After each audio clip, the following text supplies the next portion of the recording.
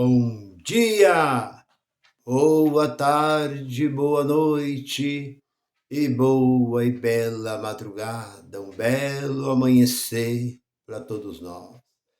Seja bem-vindo, meus irmãos e irmãs de todo o meu querido Brasil, a esse canal do seu irmão, esse que vos fala, Nilson Queiroz, canal Verdadeira Graça. Eu tenho para nós uma mensagem. Talvez você não me conhece, está me vendo pela primeira vez. Eu sou apenas seu irmão em Cristo. Foi o que Jesus disse. Nós somos todos irmãos. Nada mais do que isso. Eu não sou como muitos, mas como disse o profeta João Batista, eu sou a voz que clamo no deserto. Prepare o caminho, porque o reino de Deus está chegando. Então aqui está seu irmão. E a mensagem que eu tenho para nós todos é esse. Orar e jejuar é mandamento para os gentios? Esse é o tema da mensagem. Porque muitos, por falta de conhecimento, como foi o meu caso, eu vivi muito debaixo de oração, jejuando e orando, constantemente. Fazia isso, parava a noite inteira orando e jejuava por dias. Eu pergunto, por qual motivo? Qual é a razão? Por que eu fazia isso? Por que que milhões e milhões de crentes fazem isso?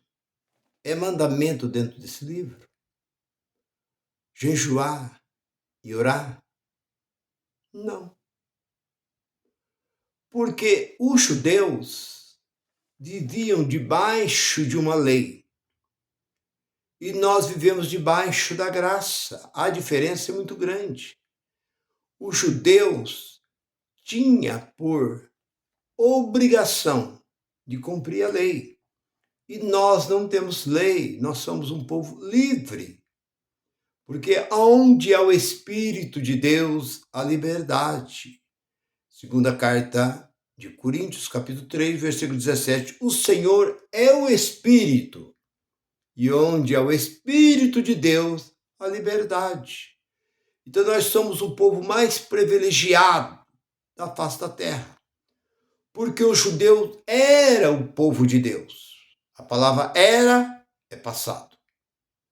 Deus disse a Moisés, vai Moisés ao Egito e tira o meu povo. Palavra bonita, né? Meu povo. Mas outra vez Deus disse a Moisés, vou destruir todo este povo. Por quê?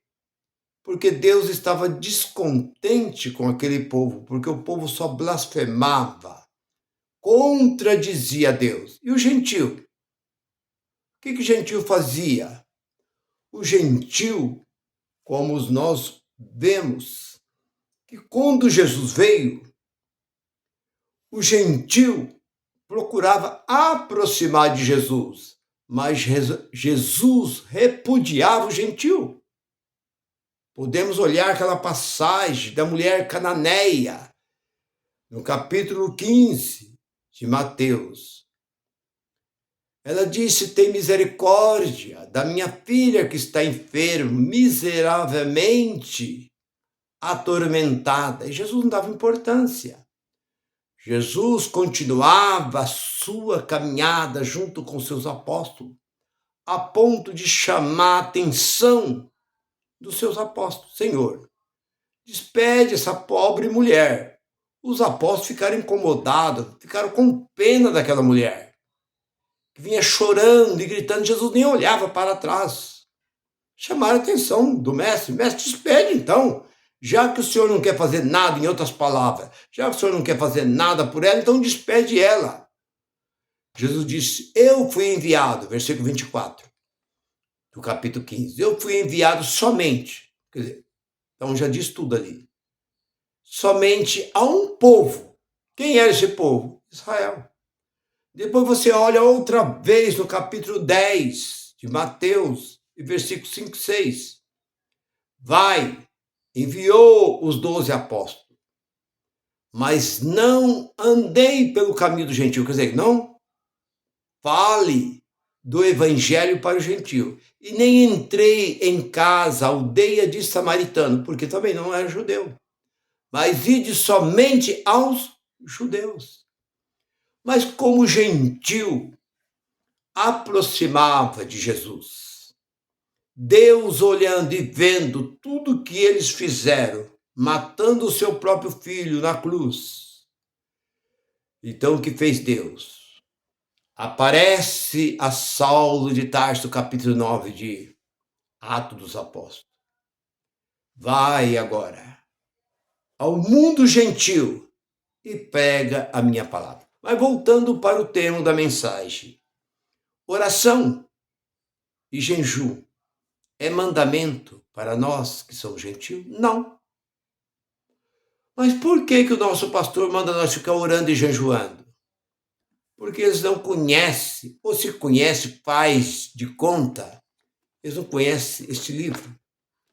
Porque não adianta você, como eu tenho sempre dito e repito, e vou sempre repetir, não adianta você abrir esse livro. Você tem que abrir o seu entendimento, abrir a sua mente e dar lugar para Deus operar.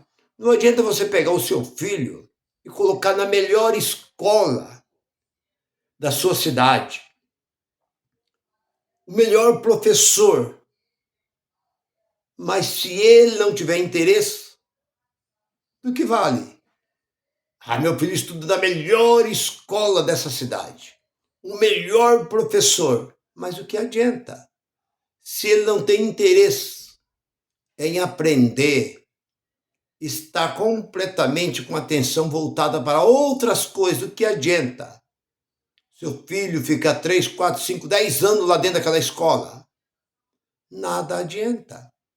Tem que abrir o entendimento, tem que procurar entender o que o professor, a professora está ali explicando, dando ali as aulas, dia após dia. Assim também contra as pessoas que nascem e morrem dentro da igreja, sem saber que nós, gentil, não temos por obrigação de orar e nem de jejuar. Porque nós somos um povo já escolhido por Deus. Nós somos um povo separado, que Ele nos separou. Romanos 8, 29 e 30. Nós somos predestinados, justificados e santificados em Cristo. Então não adianta. Como você olha para a primeira carta, há muitos pastores querendo ser santos sem ser. Não só pastores, há muitos crentes querendo ser santos sem ser. Primeira carta de Pedro, capítulo 1, versículo 15 e 16. Sede santo como santo é aquele que vos chamou. Sede vós também santo em toda. Veja bem a palavra. Seja vós também santo em toda maneira de proceder. E aí? Aonde está esse santo ou essa santa? Mostra, eu fiquei 44 anos dentro desse movimento, eu nunca vi um santo e nenhuma santa lá dentro. Vi blá blá blá, garganta, mas nunca vi uma pessoa com a vida santificada. Eu vi em cima do púlpito, na frente de um povo, é uma coisa, na ausência era outra. É como Pedro foi um homem de duas caras. Quando ele estava com gentil, ele se comportava como gentil, mas quando ele via os judeus, ele largava o gentil, misturava com os judeus e repudiava, desprezava o gentil. Paulo chamou atenção. Gálatas capítulo 2, versículo 12, 13 e 14, Paulo chama a atenção de Pedro. Assim, muitos crentes dentro da igreja é uma coisa, fora da igreja é outra coisa. Mas voltando para o termo da mensagem. Orar para quê e por quê? Orar e jejuar. Jejuar é passar fome. Nada mais do que isso. O que significa jejuar? Jejuar é santificar o quê? O nosso espírito, o espírito não necessita de jejum.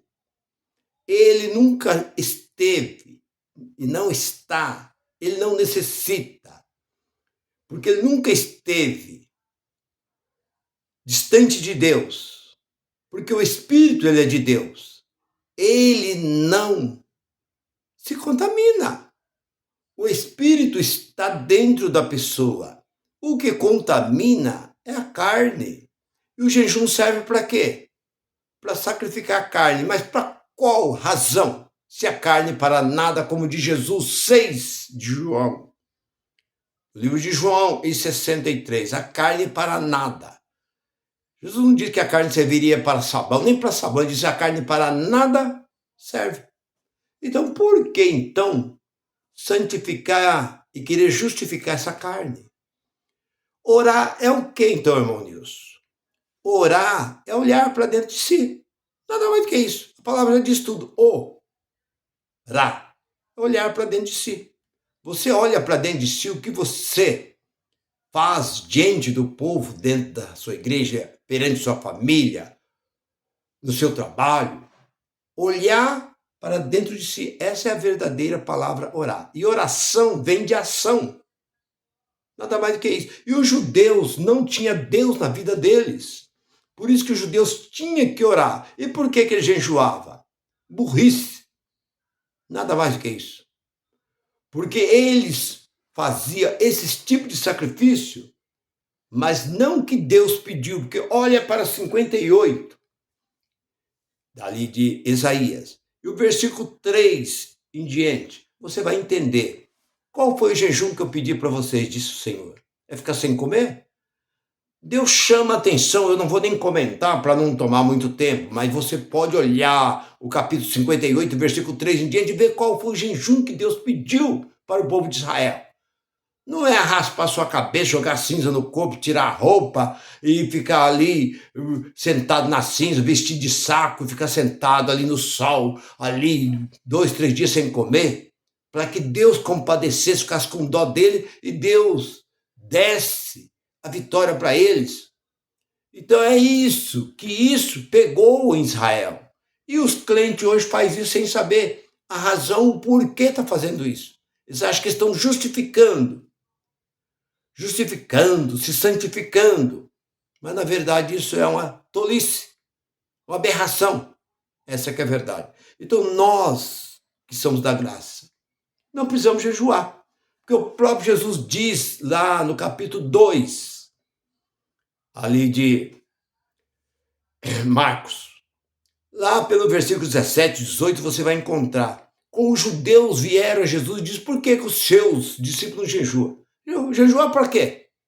Eles não precisam jejuar. Por que eles não precisam jejuar? Porque eu estou com eles. Porque Jesus é o próprio Deus. Se Deus está com eles, por que eles precisam jejuar? Eles não necessitam, eles não podem jejuar, disse Jesus.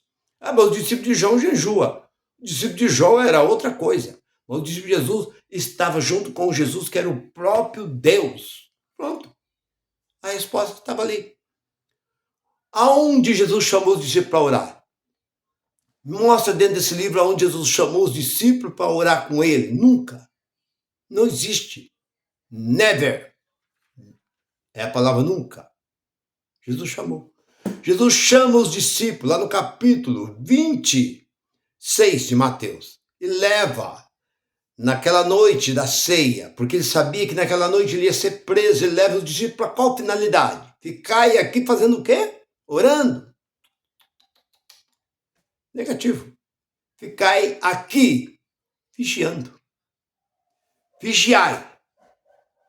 É o que ele mandou fazer. E quando ele volta, o que os discípulos estavam fazendo? Tá bom. Eles saem um pouco distante, fala com o pai, volta, o discípulo está arrancando. Na terceira vez ele desperta, porque a hora já é chegada. Nenhuma hora pudesse vigiar comigo. O espírito está pronto. Versículo 41 do capítulo 26 de Mateus. O espírito está pronto. Mas a carne, então não preciso dizer mais nada. Se você tem sabedoria, você entende que o Espírito ele está pronto para quê, irmão Nilson? Para voltar para o lugar de onde ele veio. O que diz Eclesiastes capítulo 12, versículo 7? O Espírito volta para Deus. Como o deu. Deus deu o Espírito Santo. O Espírito ele vem de Deus. O Espírito é puro. Ele volta para Deus puro. Então, se você jejuar, você orar, isso não significa nada. Se você orar o dia inteiro, das 6 da tarde, isso eu quero deixar bem claro, já falei em outras mensagens. Se você orar das 6 da manhã às 6 da tarde, e eu ficar deitado numa rede, qual a diferença? Quando chega às 6 horas da tarde, você encerra a sua oração. E eu estou deitado numa rede, bem tranquilo, eu almoço, tomo meu café, fico ali bem tranquilo. O que você é mais do que eu? Nada. Mas, irmão Nilson, quem ora mais não é mais abençoado? Olha para a ilustração do filho pródigo. Está lá no capítulo 15 de Lucas. Um filho pegou a herança, a parte dele e saiu. Mas o que ele foi fazer? Ele foi fazer missão? Não. Ele saiu para gastar o seu dinheiro em coisas erradas. E o outro ficou dando duro ali na fazenda, cuidando das ovelhas, do gado, ali tirando leite, tosquiando as ovelhas, trabalhando ao lado do seu pai. Então, você olhar e você começa a meditar.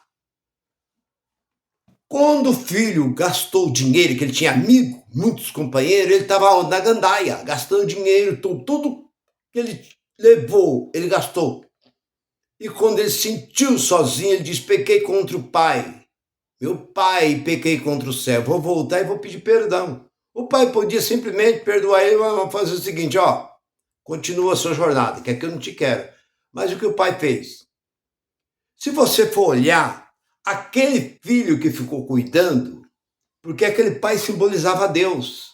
Aquele que cuidou não deixou Deus. Estava ao lado, trabalhando, zelando, cuidando da fazenda. O outro volta, completamente arrasado.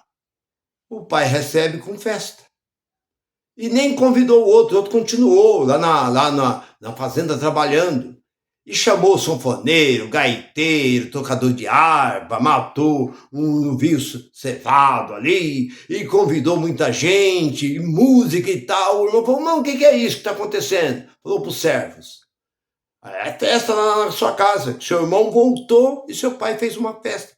Então, o que eu aprendo com isso, e você pode meditar, meu irmão, que para Deus tanto faz. Deus não olha da forma que nós olhamos.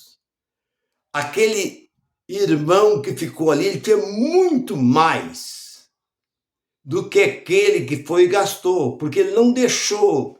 Ele ficou junto com o pai, cuidando do pai, mas o pai recebeu igualzinho. Então, se você orar e não orar, o que você tem que fazer é ter uma vida de agradecimento a Deus, ter uma vida de vigia, sempre vigiando, é o que eu faço. Eu vigio a minha vida e tenho uma vida de agradecimento. Mas, irmão, nisso você não ora, não. Eu não entro dentro de quarto e fecho porta, passo horas e horas. Você fala, eu sou mentiroso. Depois que eu conheci a graça, eu parei. E eu pergunto, mudou alguma coisa na minha vida? Não mudou nada. Pelo contrário, sou muito abençoado por isso. Então, se você está dentro da graça, deixou o sistema, você acha que também está te fazendo falta isso? Não, meu irmão. Isso é coisa do sistema. Mas orar não faz diferença nenhuma, não muda nada, porque Deus olha para o que está dentro de você. Você tem que agradecer, porque o próprio apóstolo Paulo diz, em tudo dai graça. Simplesmente isso, nada mais. A nossa vida tem que ser uma vida de gratidão perante Deus e nada mais. Meu irmão, você está esclarecido? Eu creio que não há dúvida. Qualquer coisa, deixa aí o seu comentário. Conte e compartilhe e inscreva no meu canal se você estiver gostando desse que vos fala. Graça e paz para todos. Bye, bye.